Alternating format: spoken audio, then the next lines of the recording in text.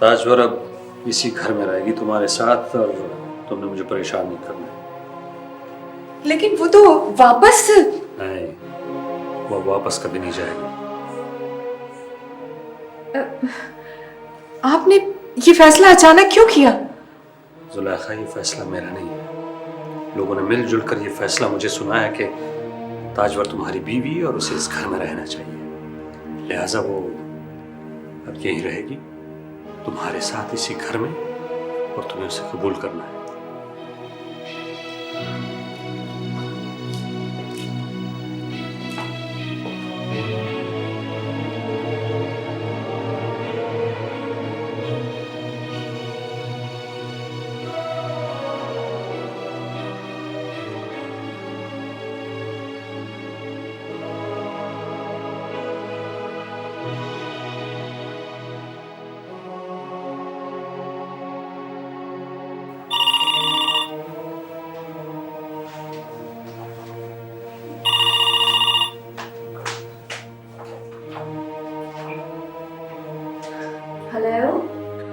सानिया, ये क्या कर दिया तुमने मेरे साथ?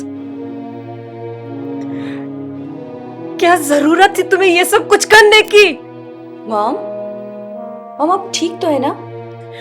क्यों किया तुमने ऐसे? तो मैं क्या करती? चुप होकर बैठ जाती? तुम खामोश रहती तो सब खामोश हो जाते। अब तुम चीखोगी और मैं चिल्लाऊंगी जिंदगी भर और हमें एक दूसरे की आवाज नहीं सुनाई पड़ेगी, क्योंकि इस हवेली की दीवारें बहुत ऊंची हैं सानिया, बहुत ऊंची हैं। नहीं मॉम, मैं आपको वहां नहीं रहने दूंगी। मैं सब दीवारें तोड़ दूंगी, सब दीवारें। तुम कुछ नहीं कर सकती। अब खुदा के वास्ते और कुछ ना करो। मामा, ये आप क्या बात कर रही हैं? बीच रास्ते से लौटाया है तुम्हारी इस बेवकूफी ने।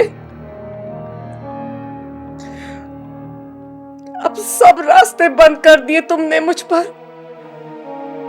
मामा, क्या हो गया आपको? आप एक ही दिन में हिम्मत हार बैठी। मैं हूं ना, मैं आपको वहां नहीं रहने दूंगी। क्या कर लोगी तुम? क्या कर सकती हो तुम? मैं सब कुछ करूंगी, सब कुछ कर सकती हूँ मैं आपके लिए। अब कुछ नहीं हो सकेगा सानिया। सब कुछ हो सकता है मामा, सब कुछ ठीक हो जाएगा। तुम कैसी हो? तुम ठीक तो हो ना? यस मॉम, मैं ठीक हूँ। अकेले में डर तो नहीं लगता? नहीं लगता। बस तुम अपना ख्याल रखो। तुम्हें अब शायद काफी दिन मेरे बगैर रहना पड़ेगा। नहीं मॉम, मैं आपको वहां नहीं रहने दूंगी। मैं ले आऊंगी आपको अपने पास। I miss you mom, I miss you, I love you।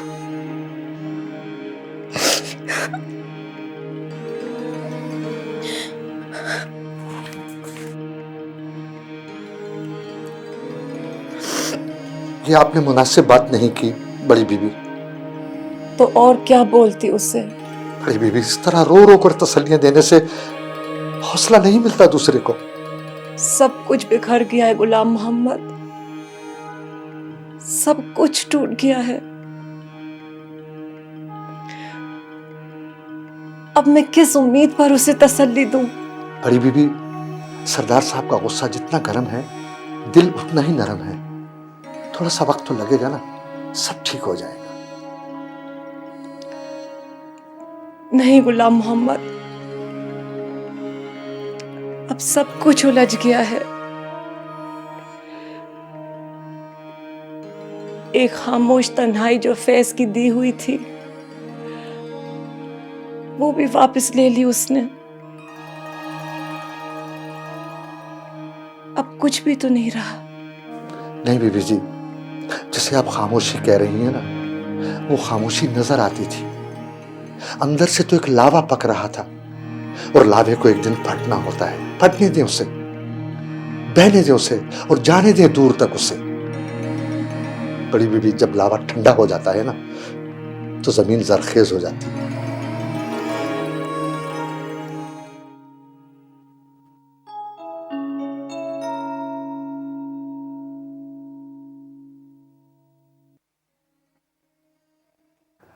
मैं किसी को जवाबदेह नहीं हूँ डीसी साहब। ये मेरा और मेरे घर का मामला है। सरकार को इसमें दखल देने की कोई जरूरत नहीं है। वो पागल है, नासमझ है, मैं उसको नहीं समझा सकता हूँ। लिहाजा आप लोग भी अपना वक्त बर्बाद ना करें उसके साथ।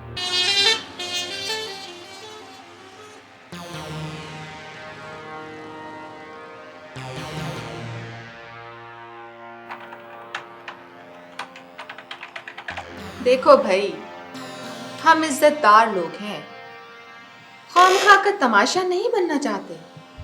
क्या मतलब? मतलब ये कि तुम शहर आकर देखो, कितनी जुबानें खुल गई। जिसको देखो कोई अगवा वाला किस्सा लेकर बैठा हुआ है। क्या क्या कहानियां बन रही हैं। हमने भी खबर भिजवा दी है, कल तरदीद आ जाएगी अखबार में। किस चीज की तरदीद? अगवा की या बीवी होने की? अगवा की। तो तुम क्या समझते हो, इस तरदीद पर सानिया खामोश होकर बैठ जाएगी? अगर खामोश नहीं हुई तो खामोश कर दूंगा उसे। बहरहाल भाई, पहले अपना मसला हल करो, क्योंकि मैं नहीं चाहती कि लोग रुमाना को तुम्हारे साथ देखकर उसे भी इस मौजू में घसीटे। ठीक है? Okay, bye.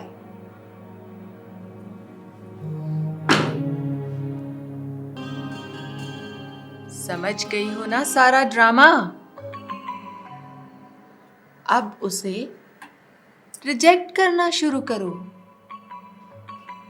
ताकि वो और भी ज्यादा एग्रेसिव होकर सानिया के अगेंस्ट हो। क्योंकि सानिया भी कोई खामोश होकर बैठने वाली लड़की नहीं है। खूब उछालेगी वो इनको, और फैज की सफेद शख्सियत पर इतने मैले छींटे पड़ेंगे कि मेरे अंदर का सारा गुस्सा धुल जाएगा।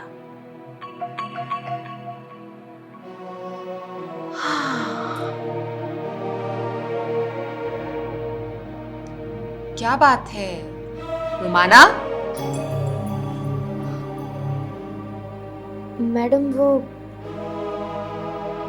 बहुत आगे बढ़ चुका है। जानती हूँ, बहुत अच्छी तरह जानती हूँ, लेकिन तुम तो वहीं पर हो ना? जी।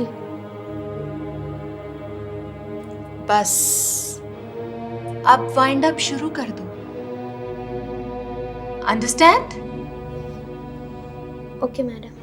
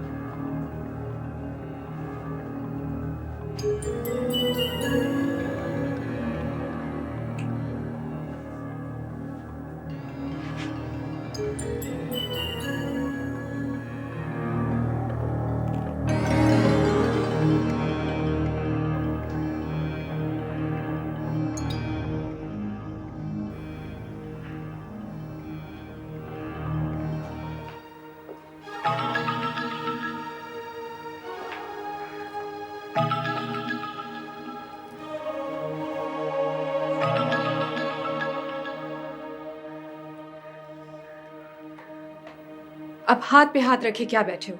जाओ और जाकर उसकी बेटी को भी ले आओ, ताकि तुम्हारी खैरत मुतमईन हो जाए। हाँ बीबी जान,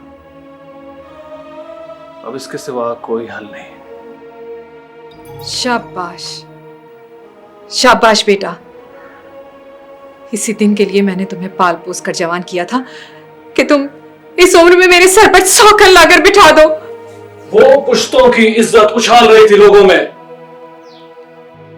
जो मर गए हैं उनकी इज्जत का ख्याल है तुम्हें, लेकिन जो जिंदा है उनकी खुशी का कोई ख्याल नहीं तुम्हें। आपको किस बात का दुख है?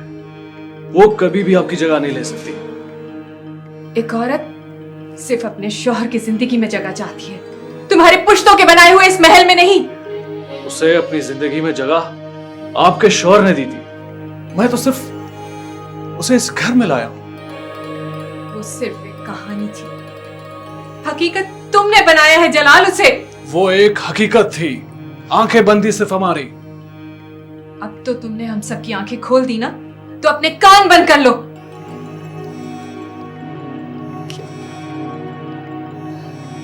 एक औरत सब कुछ बर्दाश्त कर सकती है, लेकिन सौगन का दुख बर्दाश्त नहीं कर सकती, कभी नहीं, कभी। हर किसी को अपनी पड़ी हुई है, खानदान की किसी को परवाह ही नहीं।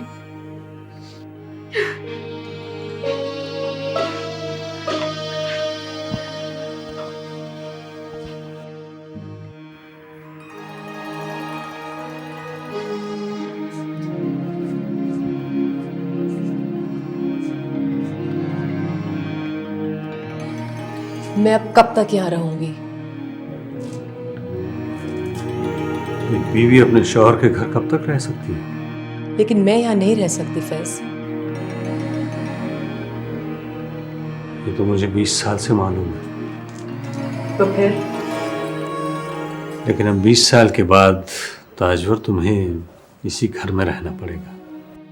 तुम सानिया के किए की सजा मुझे क्यों दे रहे हो? मेरा क्या कसूर है इसमें? मुझे भी ये सजा जलाल दे रहा है। मजबूरन मुझे तुम्हें अपनी बीवी बनाकर इस घर में रखना पड़ रहा है। तुम्हारी क्या मजबूरी है फैज? तुम तो मर्द हो, इस सोसाइटी के एक आज़ाद फर्द, अपने फैसले खुद बनाने वाले। तुम्हें क्या मसला है? ताजवर, मर्द तो मैं तब ही था जब मुझे तुम्हारा फैसला मानना पड़ा, और तुम्हारी मोहब्बत में तुम्हें अपनी पाबंदियों से आजाद करना। मेरा फैसला अब भी वही है फैज। तुम मुझे मेरी बेटी के पास जाने दो, वो अकेली है। ताजवर, अब फैसला मेरा नहीं है, लोगों का है। लोग चाहते हैं कि तुम अब मेरे साथ इस घर में मेरी बीवी बन के रहो। मैंने ये फैसला कबूल कर लिया है, तुम्हें भी मानना पड़ेगा। नहीं फैज, ये लोगों का नहीं, तुम्हारी अना और तुम्हारी खुदगर्जी का फैसला है। ताजवर, तुम जो भी समझो, लेकिन तुम्हें इस घर में ही रहना पड़ेगा।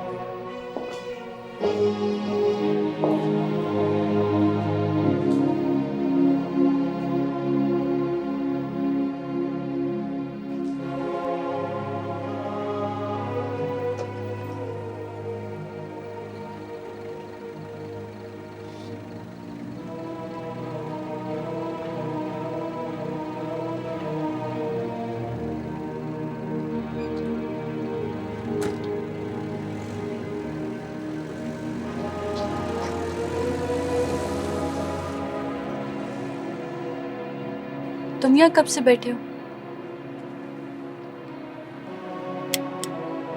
तुम मिले बगैर घर से लौटी थी, वही इंतजार लेकर मैं यहाँ आकर बैठ गया। क्यों पागल? पागलों से क्यों पूछने वाले खुद पागल होते हैं। Thank you.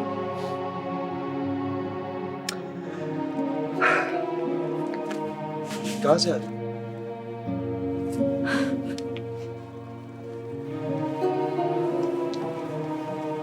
मदद मांगने गई थी। औरतों के हकूक, सानियत के हकूक, ना जाने किन किन हकूक के अलंबरदारों के पास। सब दोखले, धोखा, फरेब, डबल स्टैंडर्ड। कोई प्रोजेक्शन के लिए कर रहा है तो कोई पैसे के लिए मर रहा है। किसी को किसी से हमदर्दी ही नहीं। तुम्हें देखा तो सांस मिली, वरना तो तन्हाई से दम घुट गया था।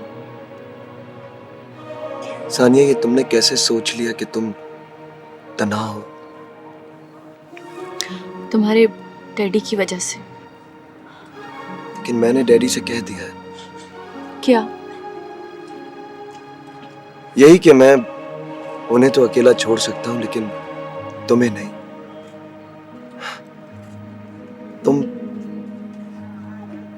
तुम्हें कभी भी नहीं मैं छोड़ सकता सानिया, कभी भी नहीं। मामा कितनी तन्हा होंगी ना। पता नहीं उन्होंने कुछ खाया भी होगा कि नहीं, उन्हें नींद आती भी होगी कि नहीं। पता नहीं उस रूड आदमी ने उनके साथ कैसे बिहेव किया होगा। साजिद, ये सारी बातें सोचती हूँ तो मेरा सर इतना भारी हो जाता है कि मेरे जिस्म से भी उठाया नहीं जाता। मुझे मालूम है सानिया, मुझे मालूम है तुम्हारी कंडीशन का। लेकिन जो भी तुमने लड़ाई लड़नी है, इसी दिमाग से लड़नी है। इसे भारी रखोगी तो कैसे लड़ोगी तुम? क्या करूं? कानून से मदद मांगी तो होम मिनिस्टर तक ने मना कर दिया। देखो सानिया, कि तुम्हारी लड़ाई है, तुम्हारे नर्व्स की लड़ाई है। तुम अपनी जगह पर डटी रहो, जहां पर भी हो।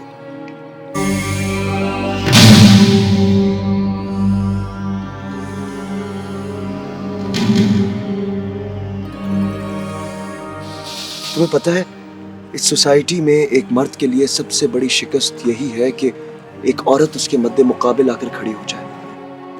साहिद साहब आपको साहब बुला रहे हैं। उनसे कहो कि मुझे रास्ता मालूम है, मैं खुद आ जाऊंगा।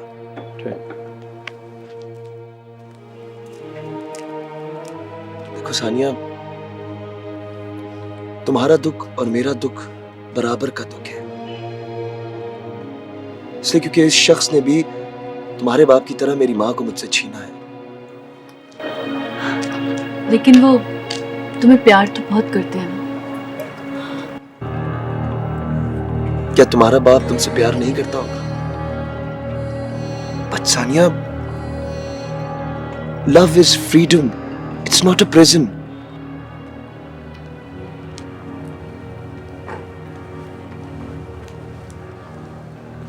साहिद साहब आपका इंतजार कर रहे हैं। उनसे कहो कि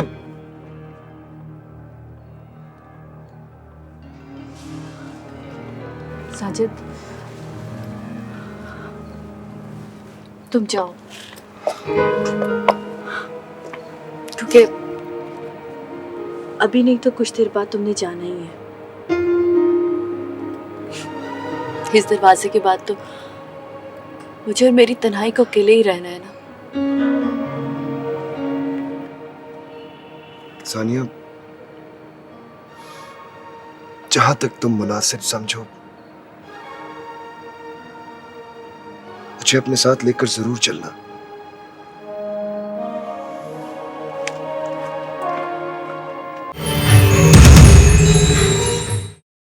देखो जलाल, मेरे लिए खामखा के मसले पैदा मत करो। वो आम लड़की नहीं है जिसे तुम लाकर इस हवेली में बंद कर दो और तुम्हारे इशारों पे नाचती रहे। यही आपका उसकी माँ के बारे में भी ख्याल था। कैसे? बकवास बंद करो। तुम्हें झूठ बोलना है मेरे लिए। ओह, तो तुमने भी मैडम वाले काम लेने शुरू कर दिए लोगों से। जावेद प्लीज, अगर तुम मेरे लिए कुछ कर नहीं सकते तो कम से कम मेरा मजाक तो मत बनाओ।